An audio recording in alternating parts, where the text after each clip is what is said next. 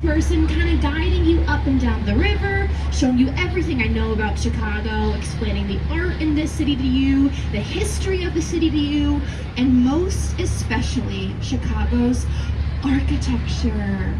Wow! Look at this blue sky around the city. It's a beautiful day and some beautiful buildings. Before we start though, one question. Is anyone's first time in Chicago? Everyone's first time. Oh my gosh. Well, welcome to the city. It's a great time to be here. And let's start learning about her architecture, right? Now, it's important to know this is going to be really modern architecture. Most of the buildings on the river are 100 years old or younger. It's very, very modern. All right, one of the first buildings from this kind of modern architecture style is this one here on the right, this beautiful white clock tower in the terracotta tile exterior, looking so beautiful in the sun today. That building is called the Wrigley Building, The first tower was built in 1921. The second tower was added in 1924, so just over 100 years old, still very modern. Now this style of architecture is known as Spanish Revival style architecture. Actually, in fact, the Wrigley Building was modeled after a cathedral in Seville, Spain. It was actually modeled after an existing building, which is kind of a strange choice, right? Why did they decide to do that? Well, in the early 1920s, Chicago didn't really have its own unique style of architecture quite yet, but they wanted the city to kind of feel like a Paris on the prairie. So buildings from that era have a kind of overt European look and influence to them. All right, first building done. Cool. To keep pulling ahead though, we're now going to see the second tallest building in Chicago. This tall cascading glass tower right in front of us on the right side is our second tallest building. It's called the Trump International Hotel and Tower. It was built in the year 2009, and this style of architecture is known as contextualism. It uses the context of what's around it to inform its design. So the way that works, see those 3 tiers on the building? Those tiers were all designed to be in line with buildings around it. The lowest tier lines up with the Wrigley Building. The second tier lines up with the rocket-shaped building across the way. That one's called the Jewelers Building. And the third tier lines up with a building we cannot see quite yet. It'll be a black box one that kind of peeks around the corner on the right, called AMA Plaza. Contextualist building, context of the surroundings. Now, a big reason we talk about this building is actually because of its architect. It was built by a man named Adrian Smith. We often call him the world's tallest architect, as he designed this building and also the Burj Khalifa in Dubai, the current tallest building in the world. For scale, the Burj Khalifa is 2 times the size of this tower.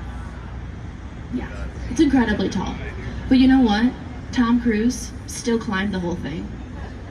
What can't he do? Alright, got Jewelers Building there on the left, built in the 1920s. That's a really fun look back to the ones in Beaux Arts style architecture. But we can kind of pop back to the right side because it is really unique, kind of bizarre, one-of-a-kind buildings here on the right. Look at these. These like kind of like corn cob, like corkscrew shapes. Have you ever seen anything like those before? They're pretty unique, right? These buildings are known collectively as Marina City. They're called Marina City. It's a weird name, right? A city. Why are they called that and not just a building or a tower? Well, Marina City was built in the 1960s, 1967 to be precise, and it was built by an architect named Bertrand Goldberg. And Goldberg wasn't just an architect, he was also a social scientist. Early for a rave, but you know. So Goldberg had this idea, right? He wanted to put everything anyone could ever need to live inside one complex. That's the idea of these. Everything you need to live. So what's in there, right? What do you need to live? Well, inside Marina City, you would find your very unique pie-shaped apartment, above your valet parked car, above restaurants to eat at, and stores to shop at, and a bowling alley, an ice skating rink, a music venue, and also it would be above your yacht parking. I know about all of you guys, one thing I do have to live is space for my yacht to go, for my fleet of yachts to go. So you get all that and more in the beautiful, one-of-a-kind, and so unique Marina City. Honestly, show of hands, who would live in there? Do you guys want to know how much it costs to live in there? Studio apartment, low end, $1,400. Yeah, it's not that much. It's pretty cheap, actually. Alright, it's still early morning. Nobody's out yet, really. The river's kind of empty, which is kind of nice. The river's yours, you know? And above all this beautiful river and riverwalk, we have all these amazing buildings. Now here on the left side's a building, kind of has a stone base and this tall glass exterior to it. That building is called 77 West Wacker. It's really lovely. That style of architecture is known as neoclassical architecture. It combines elements of new and classical styles of architecture. So look at it, it looks kind of like an elongated Roman temple a little bit. The idea of neoclassical is combining new and old. New is the tall and the glass, classical looks kind of like a Roman temple. Beautiful building, great style. Now we're going to pop back to the right side and see the very first brick building of the tour. This lovely brick building here is called the Reed Murdoch. It was built in the year 1914. One of the oldest buildings we have on the river, 1914. Now because of that age, and because of when it was built, there actually isn't a name for this style of architecture. You could call it Prairie style, and be correct. Also could call it the first Chicago style, and also be correct. Architecture styles aren't always exact. They come after movements come and go, deliberations come and go, so there isn't really a name for that style, but that's okay, because it's still here and still so lovely.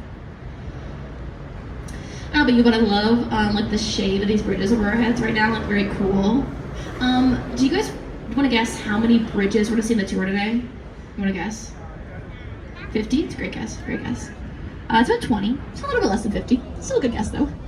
Now we can fit, like just barely fit underneath these bridges, right? But the thing is, not every boat can fit under the bridges. So what happens then if you can't fit under the bridges?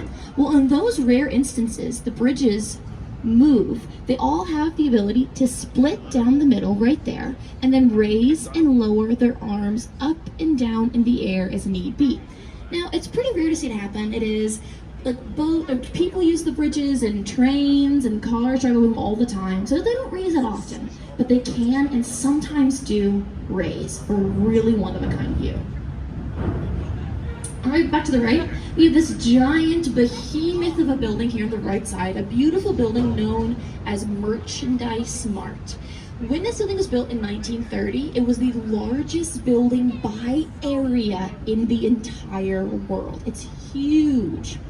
Now this style of architecture of Merchandise Mart is known as Art Deco architecture. Now Art Deco was the first American national movement of architecture. This was the first style seen in the entire US. We have a lot of this style in Chicago. So how would you go about recognizing Art Deco buildings? You could recognize them by seeing windows that create vertical racing stripes to draw your eye to the top height of the building. These beautiful exteriors made of limestone. We see that on all Art Deco buildings.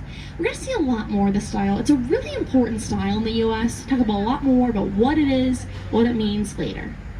But for now, we gotta leave it behind because we gotta keep pulling ahead, pulling farther and farther into the river, into an area that we call Wolf Point. Now, Wolf Point is often referred to as the trophy case of Chicago.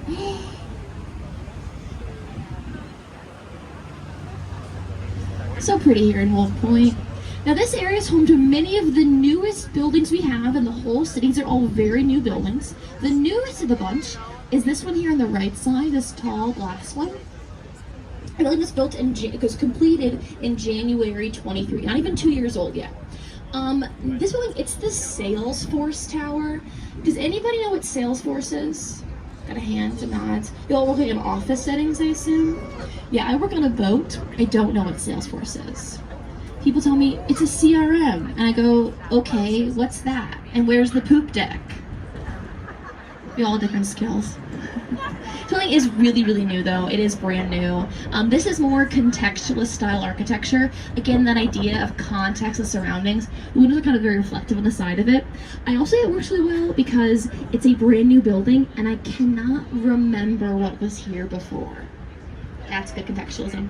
Oh, look at this, guys. See that on the left? The train or the bridge right there. 2 trains! Oh, that is so beautiful. It's classic Chicago. Those are the Pink Line trains doing their thing. Working hard. gorgeous. As around this bend, though, we're going to move now from the newest building we have on the Chicago River to the oldest. See here, I'm going to see on the left side a little bit, that like kind of like short, squat brick building, kind of like the peach rust-colored brick with the windows and the balconies. That building on the left is called Fulton House, and it was built in the year 1873. It's really old, 1873. Now today, it's apartments, but it wasn't actually built for apartments. The original function of Fulton House, it was a meat packaging refrigeration building. That entire building was designed to be one giant refrigerator, which sounds really nice on a hot day like today. Now, how did he refrigerate things in the 1870s? Well, the walls of Fulton House were 4 feet thick, and they were stuffed full of a plaster made of cork and horsehair. Horsehair used as insulation, which sounds weird now. It was very common 100 years ago, very common back then. Now, in the 1970s, meat packaging left the building, and they then converted it into apartments, but there wasn't actually an easy conversion job. The first thing they had to do was let the building thaw out. It took 6 months to thaw it out. So it thawed, and I could live there. That one be real. I could never live there. I think if I lived there, a cow would definitely haunt me. Just not for me, but it's beautiful, very beautiful. Actually, you know where I would want to live in the river? Look on the left side still. These are really kind of strange, like triangular skylight buildings here. These are called the river cottages. They're truly one-of-a-kind units. They're in postmodern style architecture. There's 4 individual cottages built in the 1980s. 3 of the cottages have their original owners from the 80s. One of them sold around 10 years ago for $2.25 million. So I can't afford that, right? But I have this dream. One day, I'm gonna save my money. I'm gonna buy a river cottage. I'm gonna be in a balcony back there. I'm gonna watch the boats go by. I'll wave at the boats and I'll go, ah, that used to be me. Gotta have dreams. I gotta have dreams in life. All right, we've now entered the north branch of the river. At this point here, Captain will do his first of 3 U-turns today. As he does this turn, I can take a little break from the mic. I'm gonna walk around. I'll answer some questions you guys might have so far. If you want to ask me all, anything you can just ask me. I'm just gonna have a good time to go to the bar, go to the bathroom, and then get back to the tour in just a minute. Great, thanks. We're back. Oh, you need your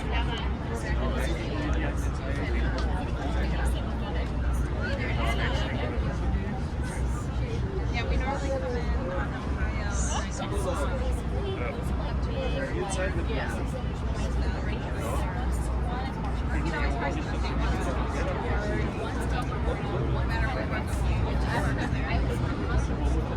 I'm very much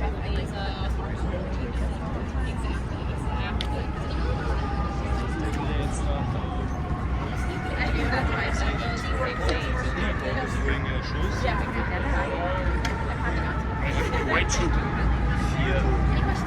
Wochen. Hast du extra angespart, die hatten dafür beiseite gelegt. Das sind 30.000 gespart. Und sie zahlen recht hat, 30.000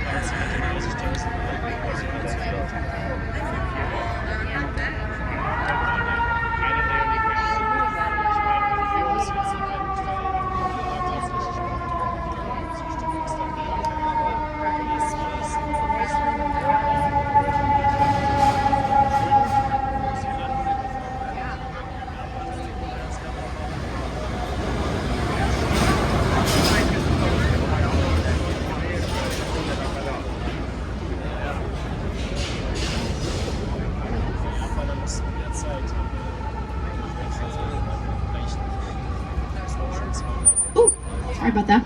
Gotta talk about this bridge right here, the left side, the one that's raised in the air. This here is the Carroll Avenue Bridge. It used to be used like every bridge on the river, raising and lowering its arm, but then they blocked off the roadway to it. They couldn't use it anymore, and they also can't get rid of it. It's a historically protected bridge. So they can't use it, they can't get rid of it, so what do? That, leave it raised in the air for us to look at and wonder about for all time. That's why it's like that. Now, tell a little bit more about the river we're on today. It's kind of a weird river. The name of the river is the Chicago River, and this river is one of the only rivers in the world that flows away from its mouth. It's a weird thing, right? Rivers flow into their mouths. This one used to, and it doesn't anymore. So here's what happened. In the 1890s, Chicago was a big meat packaging town, big industrial town, and like a lot of industrial towns, we dumped our industrial waste into the water supply, into the river. Now, the mouth of the river was Lake Michigan, and Lake Michigan was the largest source of fresh drinking water in the area. So, waste is going into the river, it's flowing into the lake, and it's contaminating our drinking water. You can't have that. So what they're having to do is they actually physically reverse the entire flow of the river. Now we no longer flow into Lake Michigan, we flow the opposite way into the Mississippi River, now sending all of our trash to St. Louis. So no, it's our bad. Sorry, St. Louis, don't sue us. Alright, but here on the right, we have this beautiful and very weird kind of V triangular shaped building right here. It's kind of like a giant tuning fork. The name of the building, though, is 150 North. Oh, the train's coming out. Look at that, the train. That's called 150 North Riverside, and its concrete base right there is only 39 feet across. It's really, really small. Now, we don't think about it all the time, but buildings actually do sway wind. Wind is more powerful than buildings. So if the building's base is so small, and its top is so tall, and it's swaying in the wind, physics tells us the building should be falling over. But it's not. Why is it not falling over? Because of really good engineering.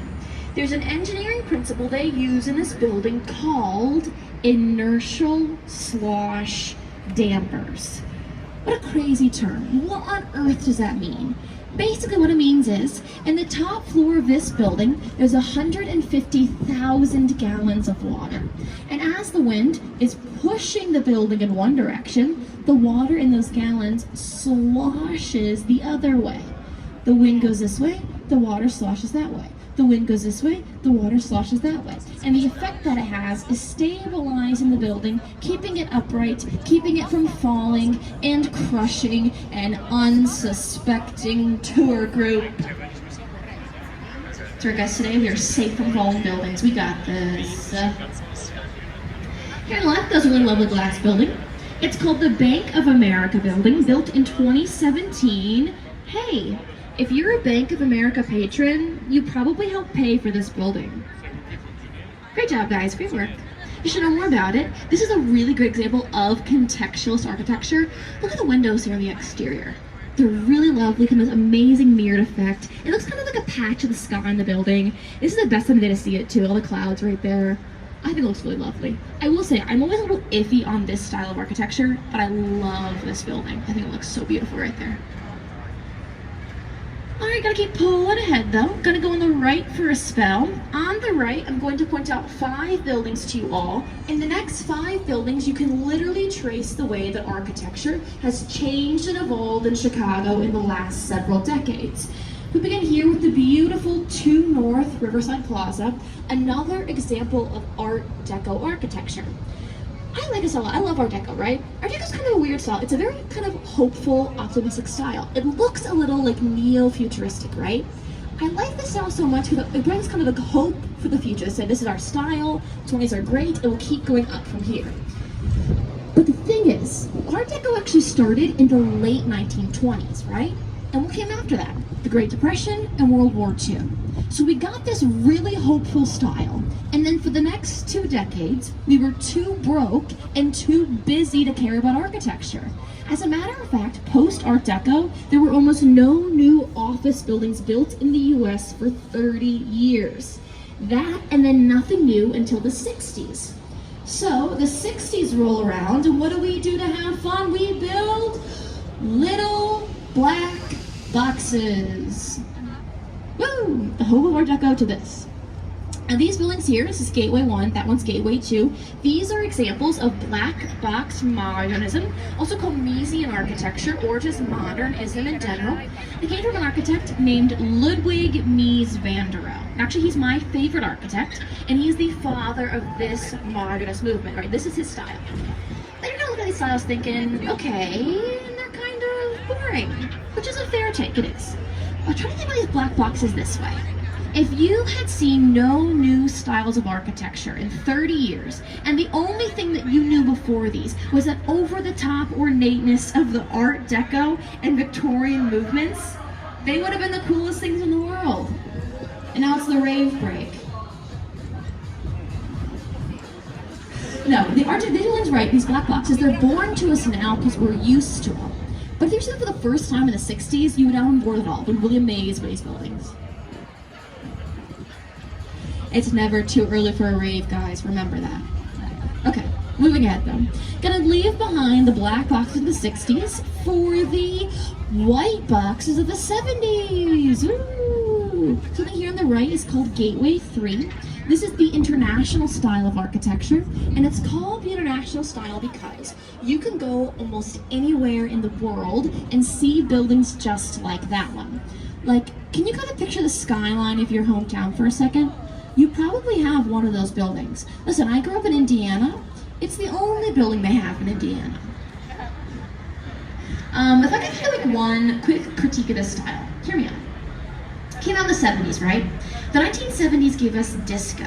It gave us ABBA. It gave us Elton John. And that gave us this.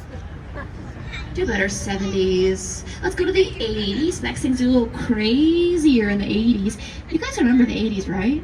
Parachute pants, shoulder pads, time-traveling DeLoreans. Kidding, I wasn't alive in the 80s, but I have seen Back to the Future, and I think that counts. In the 80s, though, is one here on the right with that beautiful curve in it. That's called Gateway 4, and that is more contextualist style architecture. The curve in the building mimics the curve we see in the river, and the windows even have a wavy glass effect meant to mimic the waves we see in the water itself. Now, with this style, we are fully caught up. This is the most current style still used in Chicago. It has been 40 years of continued contextualism. It's a long time for one style, it is. Quickly though, I'm gonna switch sides. Woo! That'll be fun here because we blocked the sun a little bit. Got a little mural on this building. It's actually a map of the river. See the little mural's a map. That red dot sticking out is us. It's a "you are here" map, like at a mall. Like if that's us, where's the Auntie Anne's? I want a pretzel. Great, I love that though. I have a little red dot too. Very cute. Alright, keep moving along though. We're gonna pop now from maps to movies. If you recognize this stone building here on the right past the bridge, maybe you're a fan of Batman. This building here was Gotham City Bank in the opening scene of The Dark Knight. Whoa. I know, isn't it crazy? Guys, Heath Ledger's inside that building. Heath Ledger. Now in the film, it was a bank. It's actually not a bank in real life. In real life, this building was the old Maine post office. This was one post office for all of Chicago. We got that much mail. Yeah. It closed though in the 1990s. And it was empty for a while, from The Dark Knight in there, and now it's been converted back into an office building. It's been a lot of different things. Again, Chicago's buildings, they're not very old, right? We're not gonna get rid of them. We're gonna reuse them whenever possible.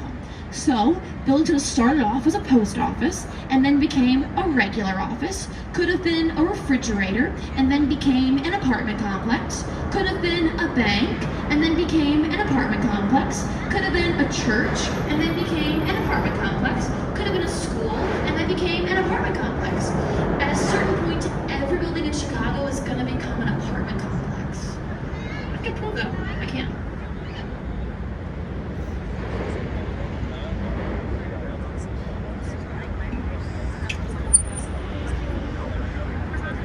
Alright, you might not know this, but Chicago is a city made up of different neighborhoods. Actually, there are 77 different neighborhoods in Chicago. It's a lot of them. This neighborhood we're in right now is called the South Loop neighborhood. But you're kind of looking around the South Loop, thinking a little bit like, okay, there's not a lot going on in this area. Which is true, it is, but only true for now. The thing about the South Loop is it's currently undergoing major redevelopment, major reinvestment. So for now, it's a little bit more industrial, a little bit more empty, but it won't be this way for much longer. Actually, I think a rule of thumb with this, if you were in Chicago like 50 or so years ago, 40 or so years ago, most of the river looked a lot like this. It was empty lots, it was kind of big warehouses. It's only been since the 70s it's converted to what it is now. But historically, it was a lot more like this. I think it's kind of interesting, I do. Now, I started the tour off this idea of Chicago as this super modern city, right? And there are reasons historically why we are so modern. One of the biggest reasons dates back to the year 1871, the year of the Great Chicago Fire. And maybe you know that story, maybe you don't. If you don't know that story, it goes a little something like this. On a late October evening in 1871, a fire broke out in Irish-American immigrant Catherine O'Leary's barn and caused devastation in Chicago. Now, at that time, the city was mostly made of wood. The buildings were made of wood, even the sidewalks were made of wood. So as the fire spread, almost everything burnt down. The fire burned for 3 days. At the end of those 3 days, 18,000 buildings were destroyed, almost 300 people were killed, and 1/3 the population of Chicago was left homeless. It was a horrible, horrible tragedy. But here's the thing. If you guys have ever heard the story of the Chicago fire before, maybe you've heard all of that, the fact, and then maybe you've also heard the fiction. There's a very popular rumor that it was Mrs. O'Leary's cow that kicked over a lantern and started the whole thing off. But listen, if there's one thing that I'm here on this microphone to do today, it is to make sure that each and every one of you know that that cow was framed. The cow didn't do it. Listen guys, my parents are cattle farmers. I know a lot of cows. And these cows don't like this story. I was home recently. I was talking to my cows. I was like, hey guys, how's it going? They were out to the pasture. They were like eating their curds and whey and like smoking their cigarettes. And they were like, Mary Rose, did you know that generational trauma is real? And we have those scars on us to this day from the fire? So I'm here on the cows' behalf, as the cows could not be here themselves, letting you know they did not do it. So go forth in the world and clear their good names for the cows, guys. I guess rather, it's a fun silly little anecdote. Okay, but the reality of the Chicago fire was, right? The city was gone. So the city's gone. What do? Do you give up, pack up and move to Cleveland? Not in Chicago. Here they stayed and they rebuilt. They built a new city on top of the old, a city that would not burn down again, a city made of steel and stone and glass. And it is in that time that right here in Chicago, the very first skyscrapers in the world were built in this city. That's pretty amazing. It is. I don't always mention this building. People always ask about it, though I don't mention it. The one here on the right, the 2 smokestacks, people are like, what is this? It looks so important. What happened in that building? It's an old power station. Ooh. Oh. It opened in the 1920s. It closed in 2011, and the city doesn't really know what to do with it anymore. It's in this weird kind of area. It's really hard to reach. All surrounded by train tracks on all sides. It's also quite literally falling apart. So I don't know what to do with it. So I turn to all of you. Does anybody know what to do with it? Yeah, right there. Apartment complex, of course. Be honest though, would you guys live there for apartments? Yeah, it's not enough windows, I think. Any other ideas? I get asked, I get told like bakery. I love bakery. I get nightclub, really good one. My favorite I ever got though, I once got Spirit Halloween. That was really good. This view here on the left side, look at this view. This is an amazing, this is the clouds there. This is a beautiful day out here. Now look at this view, and there's one kind of final idea about how Chicago was built post the fire kind of instill this view. This idea of Chicago as the beautiful city, the city beautiful movement. Chicago should be so beautiful externally that it would even create an internal beauty. Beauty creating beauty. Look at that view. Take it in. Don't you feel kind of beautiful? I know I do.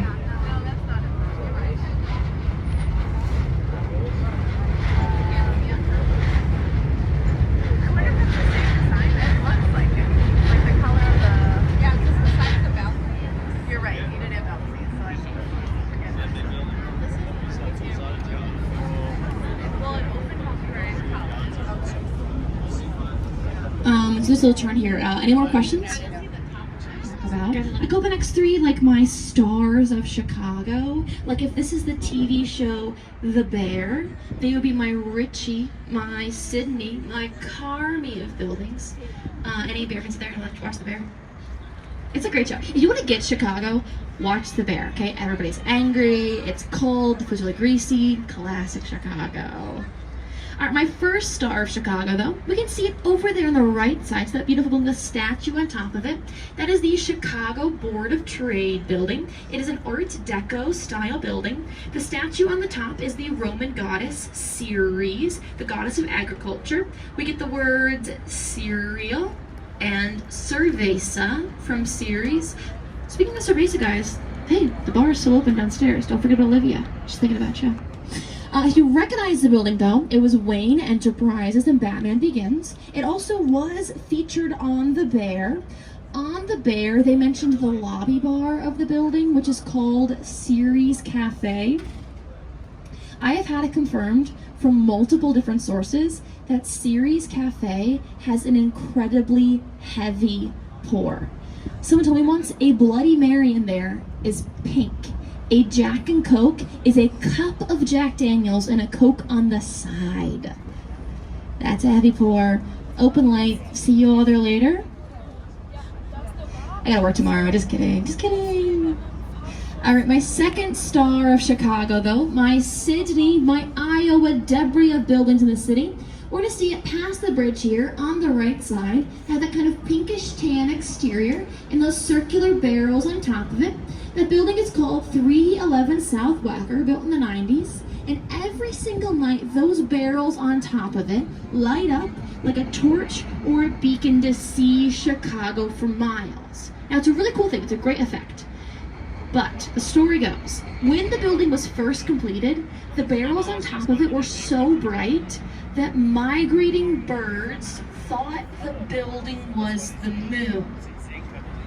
It's not good. You can't have like a Hitchcockian birds thing happening where you work. So what they ended up having to do was they dimmed the lights in the barrel to a much more reasonable level. It still lights up at night, but now birds, again, not dying en masse where you work, which is definitely a net positive. All right, the final star of Chicago of buildings, the Jeremy Allen White of buildings in Chicago. We can see it here, just past the bridge on the right, the beautiful, the magnificent, the wonderful, the Sears/Willis Tower. Looking so beautiful to the blue sky behind her. Oh, gorgeous. That is the tallest building in Chicago, and for 24 years, it was the tallest building in the entire world. So how tall is it? 1,451 feet tall, or 442 meters tall. Very tall. However, there is a weird caveat in that number. See the antenna on top of the building? Yeah, those antenna do not count for the overall official height of the building. Now, there's this group called the World Council of Tall Buildings. They sit around, I imagine them wearing cloaks, and they discuss how to measure buildings. They say you measure from the threshold of a doorway on the bottom floor all the way to the top of a permanent structure. Now, per the World Council of Tall Buildings, antennae are not permanent structures. Even though those ones of the Sears Tower have always been in the tower, they always will be in the tower, they are not counted for its overall official height. If they were counted, the Sears Tower would be the tallest building in the entire United States. Because they're not, The record is then held by One World Trade in New York City, as the white thing on that tower is a spire, not an antenna. You know what I call that? Anti-Chicago semantics, all right? We know the truth, right? Sears is literally taller. It literally is. You can see it again, don't worry. It's so tall. Can't escape it. All right, why though have I called it two names, right? Why am I calling it Sears and Sears/Willis? Well, the tower was built in the 1970s. It was built by the Sears and Roebuck Company, and Sears was like the Amazon of their day, right? Sears was everywhere. But then by the 90s, Sears was functionally nowhere. Like, who goes to Sears anymore? Nobody does. So in the 90s, Sears left the tower, kept the name Sears for a while, and then in the 2010s, a group called the Willis Insurance Group moved into the tower. They leased 3 floors of office space, and they were given this option where if they wanted to, they could also lease the naming rights of the building. They went, sick deal, leased the naming rights, and now we officially call the building the Willis Tower. But if you know anyone from Chicago or the Chicagoland area, we all still call it the Sears Tower. We're always gonna call it the Sears Tower. You could rename it the Mother Teresa World Peace Tower, and Chicagoans would still call it Sears. And you know what? We always will. You know what? You should too. Sears forever, man. Sears forever.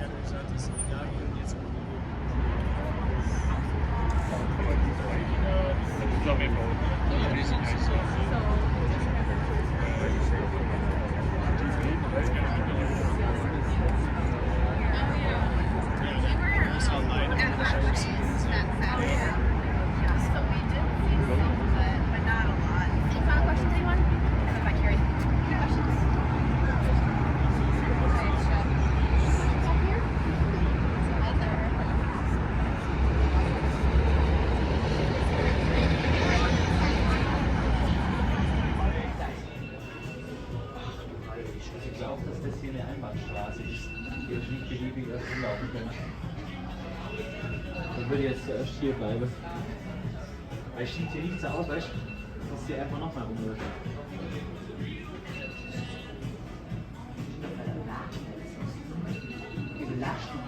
Ich habe Schein mit Klavier hochkommen. Ich muss denke jetzt. Das hier oben hätte ich nicht spielen müssen. Alter. Das hier oben hätte ich nicht spielen müssen. Boah, Alter, leck mich fett am Arsch. Keine Ahnung, das sind so. Die Maschine ist stark.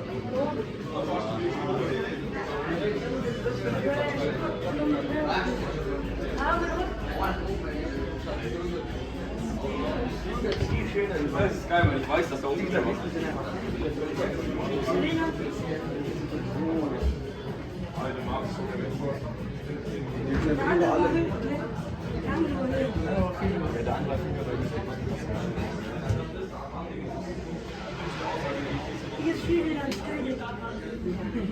Oh, das brauchen wir pro Woche.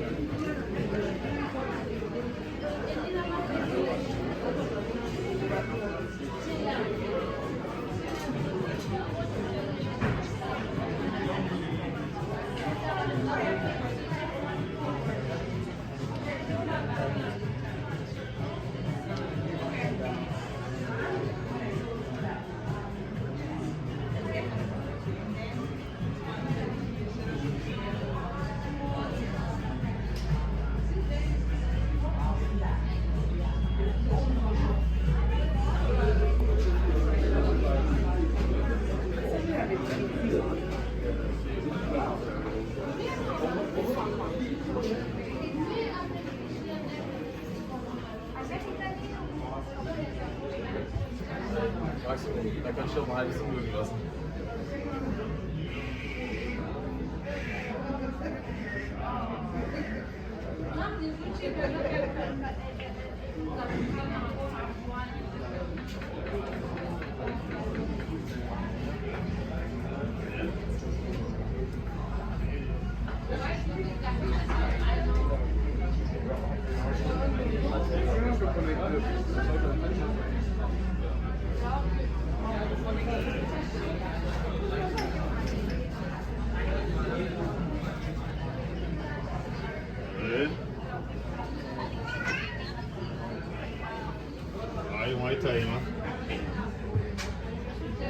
Jadi memang apa amal juga jangan history of building itu apa ini dia Italia one big boss house.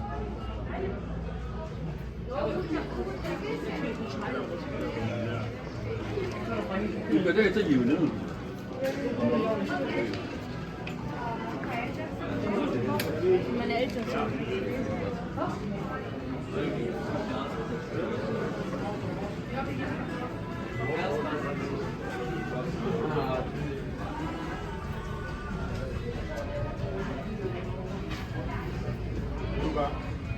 Очень темно. Но красиво. Даже с темной фотки мне нравится теневые. Ну это здорово.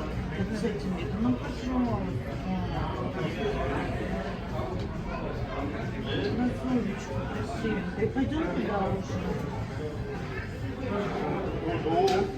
Ты больше там все-таки, да? Здесь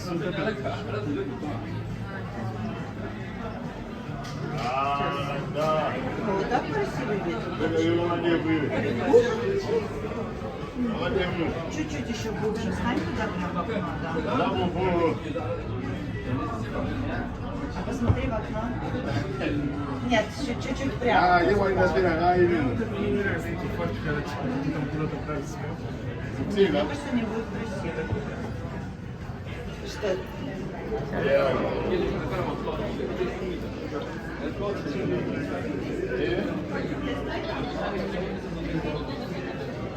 Привет.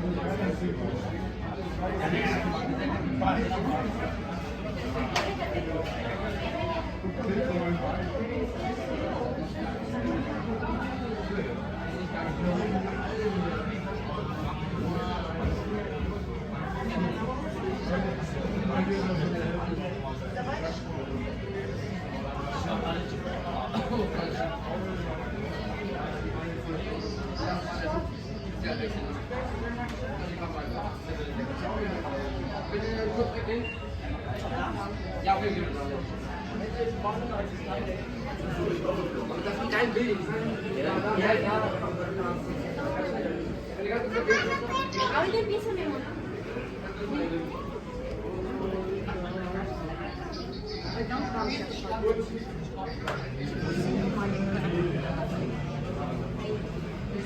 Платье он тут делает, вообще классно.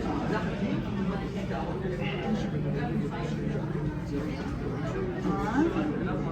Я ничего не сказала, когда я платье тебе делать видео. Я ничего не сказала, я же сказала, так плохо. Нет, вообще не видела такого. Я же досконально так делают видео каждого дома.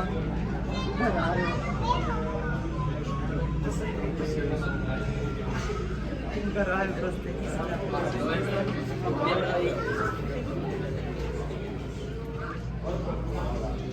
Der schwitzt mich auf.